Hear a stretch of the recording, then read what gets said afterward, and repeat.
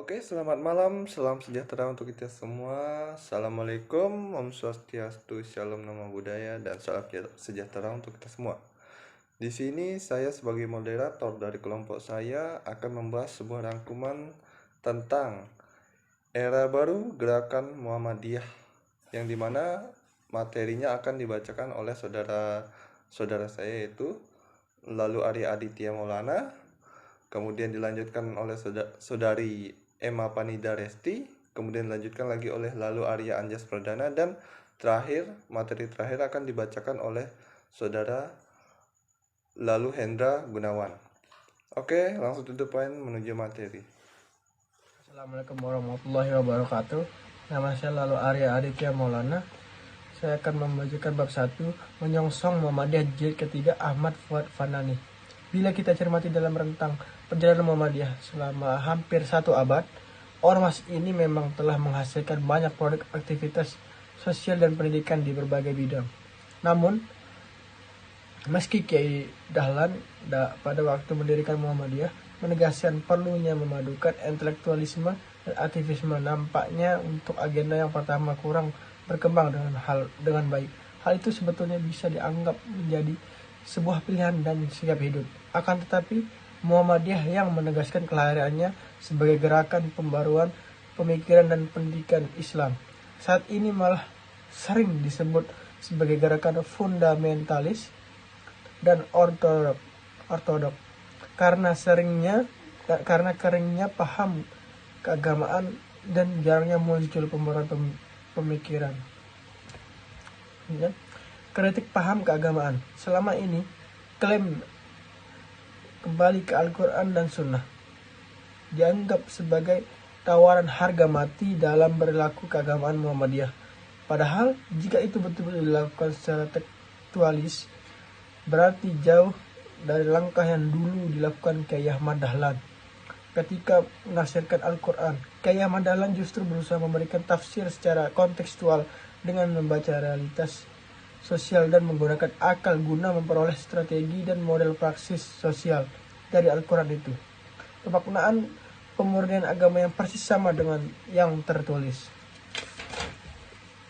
Selanjutnya, model-model pemahaman keagamaan yang tidak berdialektika dan bersentuhan dengan realitas itu. Muhammadiyah yang berjumlah mayoritas, bahkan orang yang berusaha untuk melakukan pembongkaran terhadap hegemoni, formalitas atau tekstualitas penafsiran Islam, justru dianggap sesat dan murtad dari Islam. Oleh karenanya, banyak kalangan di Muhammadiyah yang bersikap eksklusif terhadap penganut mazhab lain dan agama lain. Tidak heran juga jika wacana-wacana baru tentang demokratisasi, kesetaraan gender, hak asasi manusia, atau juga hubungan antara agama dianggap sebagai sesuatu yang berasal dari Barat, yang bukan Islam. Gerakan sosial baru yang harus dicatat adalah bahwa ciri khas Muhammadiyah adalah gerakan yang memadukan acara ortodoksi dan ortopraksi, atau dalam bahasa M. Muhammad Amin Abdullah, Muhammadiyah adalah gerakan yang bercirikan al-faith in action. Oleh karena itu, berkaitan dengan pembacaan baru terhadap warisan Islam, Al-Quran dan hadis, perlu juga adanya sebuah komitmen untuk perubahan dan pembahasan masalah kemanusiaan. Jika tentunya tidak hanya boleh puas terus-menerus berdialog dengan teks yang dengan menggunakan akal dan konstruksi realitas sosial, tapi hendaknya juga melakukan kerja-kerja kenabian untuk menciptakan masyarakat yang berkeadilan. Selanjutnya, rethinking tajdid gerakan Muhammadiyah. Tajdid merupakan bagian dari model teologi yang diprakarsai Muhammadiyah. Namun, paradigma tajdid gerakan harus senantiasa ditafsir ulang agar dapat menyentuh kebutuhan kontekstual warga Muhammadiyah dan bangsa Indonesia secara umum. Tajdid merupakan gerakan dapat dimaknai sebagai kritik rasional atau wujud praksis teologi Muhammadiyah. Tajdid atau pembaharuan merupakan upaya evaluasi dan rekonstruksi gerakan yang dibangun atas metodologi yang kritis dan teologis. Karena itulah kritik yang dihadapi oleh Muhammadiyah mestinya dipahami sebagai ikhtiar untuk membangun organisasi ini agar lebih baik dan bermanfaat bagi bangsa dan umat Islam. Selanjutnya,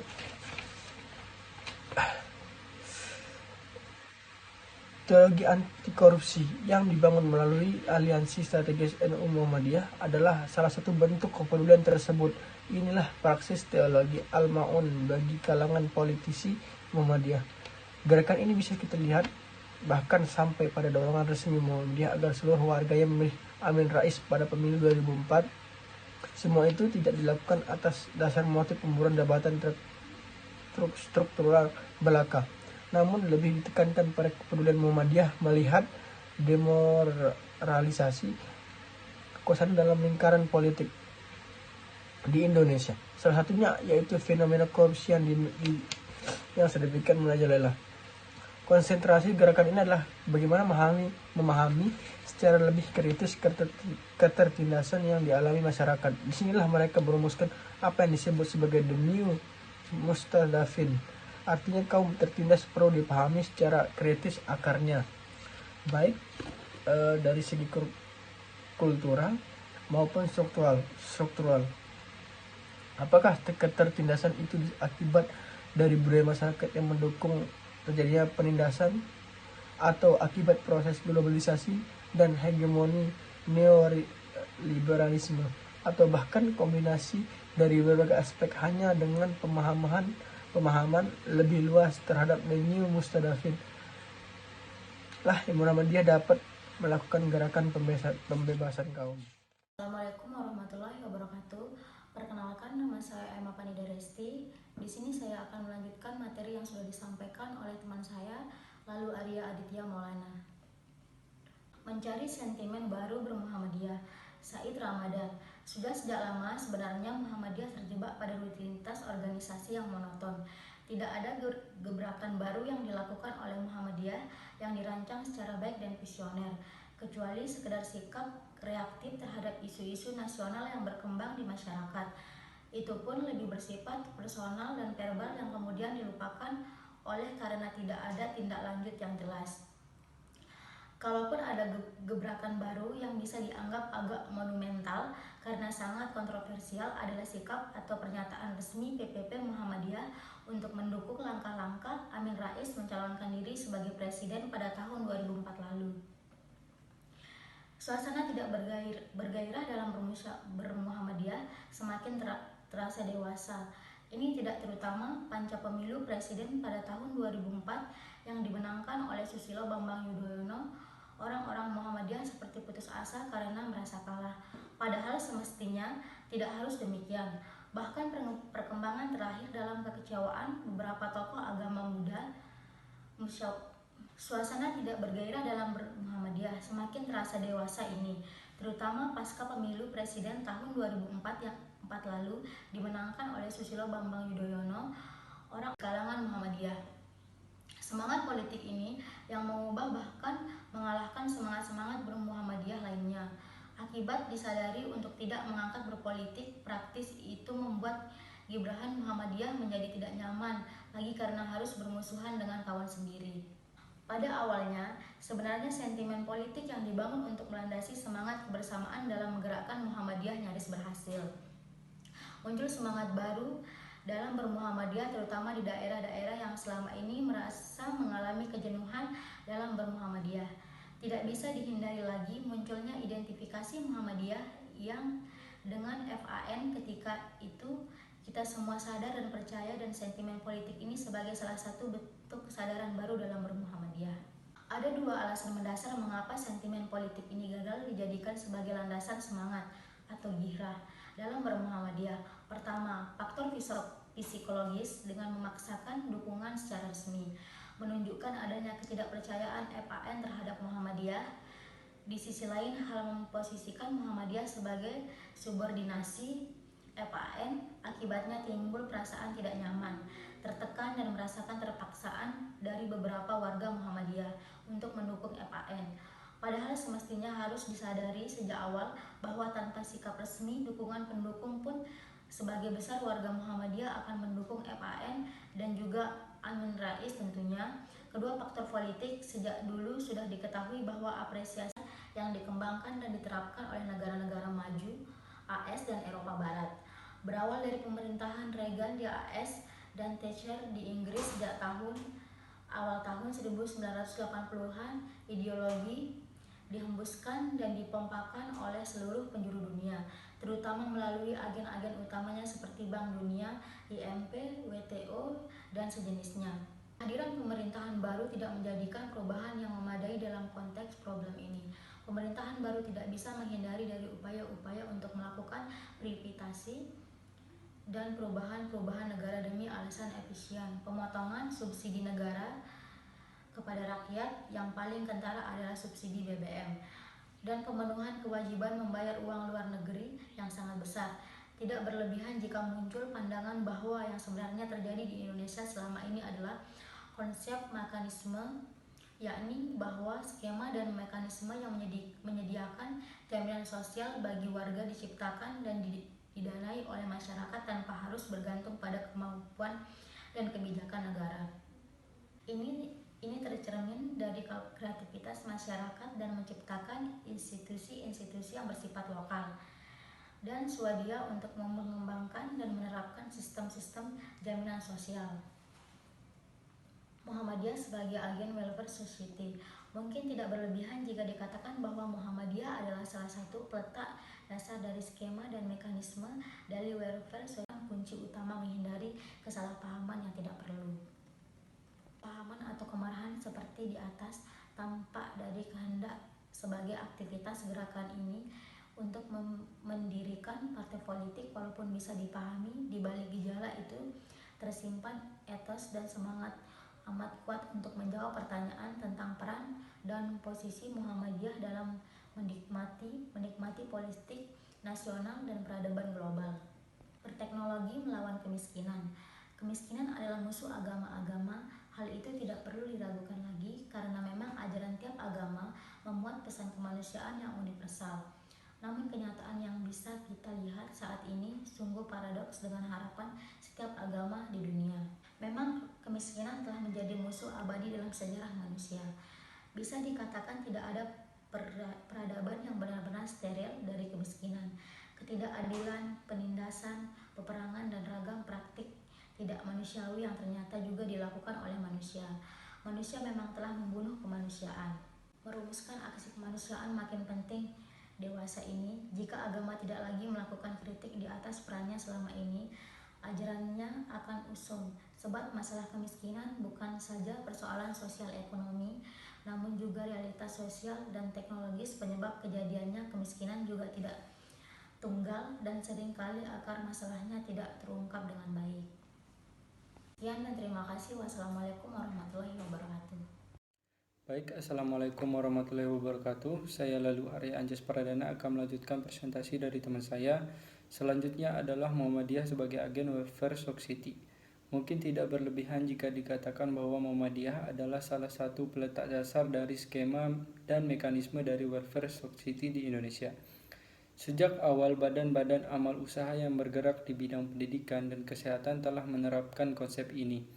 Penyediaan pelayanan sosial yang diberikan oleh Muhammadiyah tidak hanya melengkapi namun juga sekaligus menjadi alternatif bagi pelayanan yang disediakan oleh pemerintah. Tidak pula suatu hal yang aneh jika seolah-olah ada jatah bagi orang Muhammadiyah untuk duduk di kursi pada setiap kabinet yang terbentuk pada pos Menteri Pendidikan atau Kesehatan. Konon ini merupakan penghormatan terhadap peran dan kontribusi besar Muhammadiyah dalam dua sektor pelayanan sosial tersebut dalam konteks perkembangan ekonomi politik sebagaimana dipaparkan di atas, di mana negara atau pemerintah akan semakin membatasi dan mengurangi peran-peran penyediaan pelayanan sosial.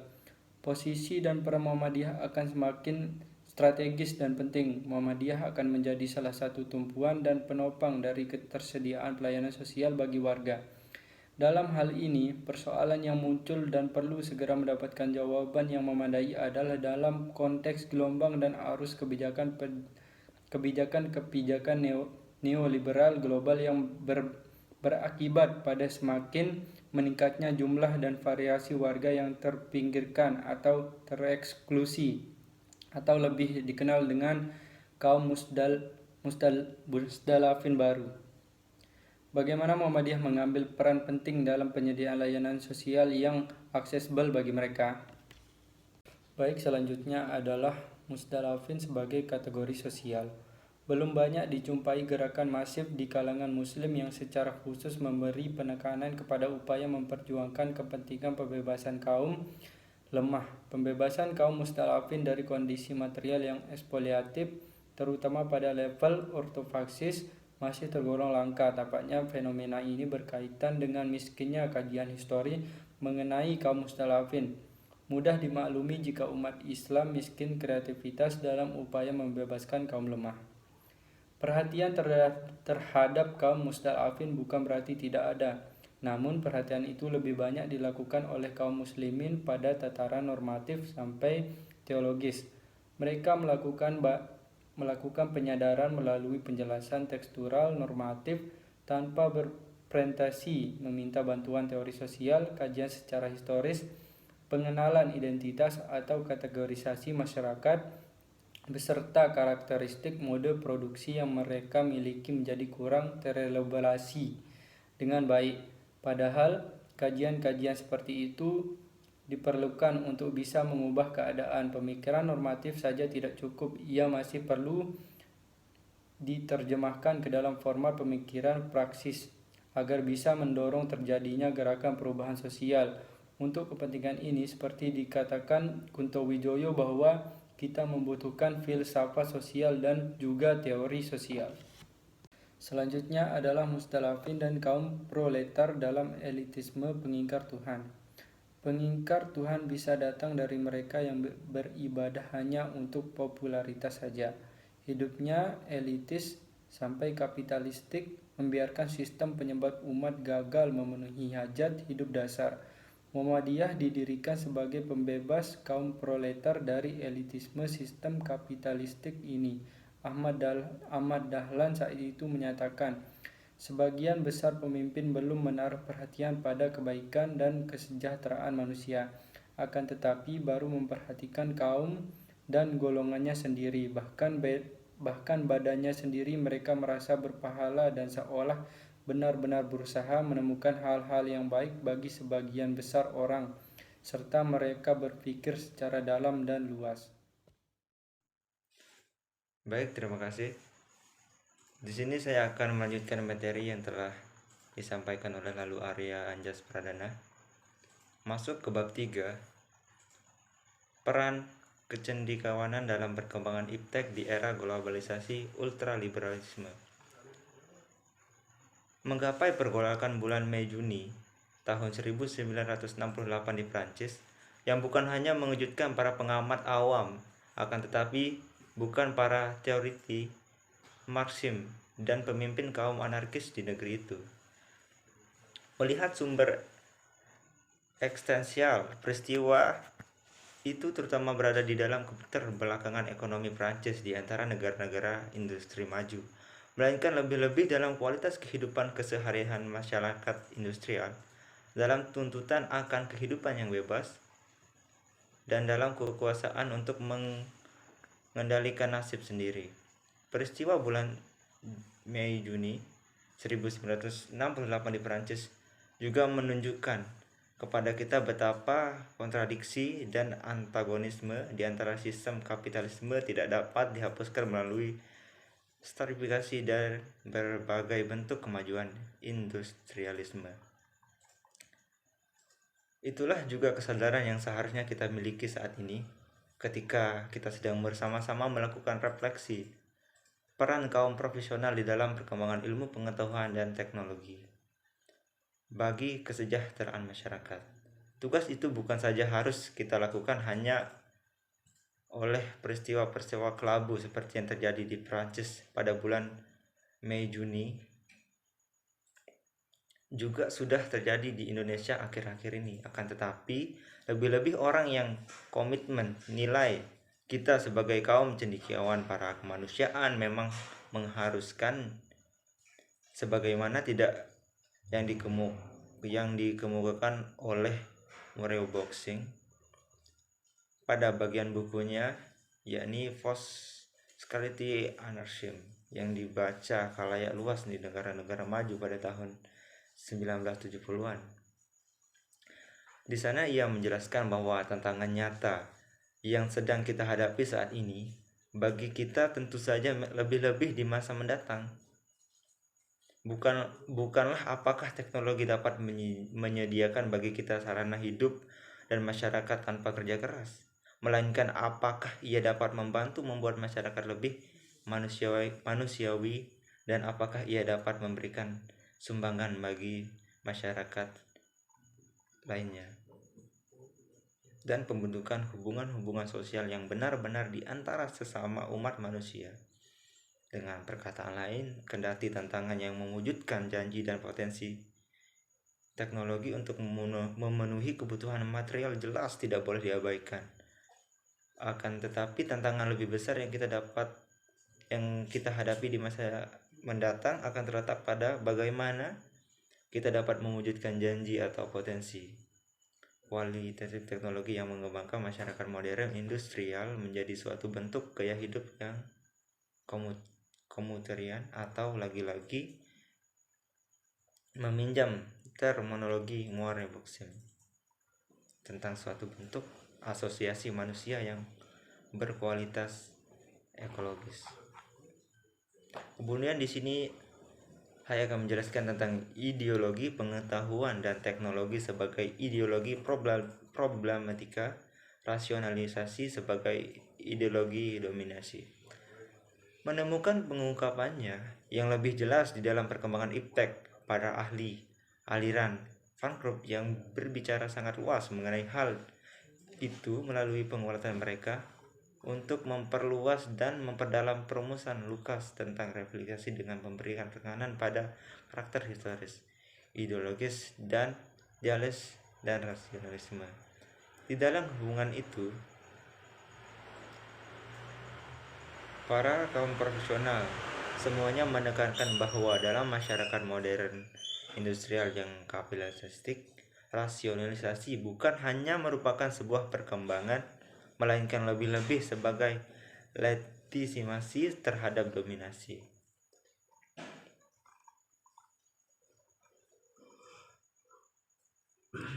Konsep Pargus tentang one dimension man mengungkapkan keprihatinannya terhadap perkembangan rasionalisme instrumental di dalam masyarakat negara-negara industri maju ke tingkat sangat alarming atau di dalam bentuk suatu dominasi yang telah menjadi kriteria di dalam kemampuannya bukan saja untuk menentukan mata pencaharian. Kemudian untuk peran kritis cendekiawan dalam pengembangan iptek. Di sini sesudah panjang lebar memaparkan problema iptek tadi di dalam masyarakat modern industrial, paparan berikut ini saya akan mencoba melakukan refleksi kritis mengenai peran kaum cendekiawan di dalam pengembangan iptek bagi kesejahteraan masyarakat. Di dalam melakukan pekerjaan yang pelik itu adalah sangat penting untuk memulai dengan mempersoalkan secara kritis konsep objektivitas di dalam ilmu pengetahuan. Adalah para ahli sosiologi pengetahuan Marxis yang pertama kali melakukan refleksi kritis mengenai eksistensi dan peran mereka sebagai cendekiawan di dalam masyarakat. Merekalah yang pertama kali dan paling luas menganggap relatif objektivitas ilmu pengetahuan dan dengan demikian peran cendekiawan dengan menunjukkan bahwa semua pengetahuan memiliki eksistensial masing-masing di dalam konteks struktural mereka yang merumuskannya. Seorang cendekiawan dengan menunjukkan bahwa semua pengetahuan memiliki sumber eksistensinya yang masing-masing di dalam konteks struktural mereka yang merumuskannya.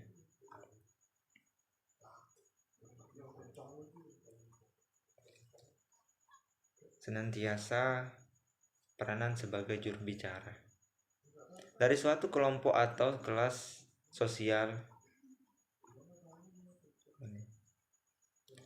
yang kepentingannya mereka artikulasikan di dalam ungkapan Krasmi yang menurunkan pemikirannya dari Marx dan Lukács.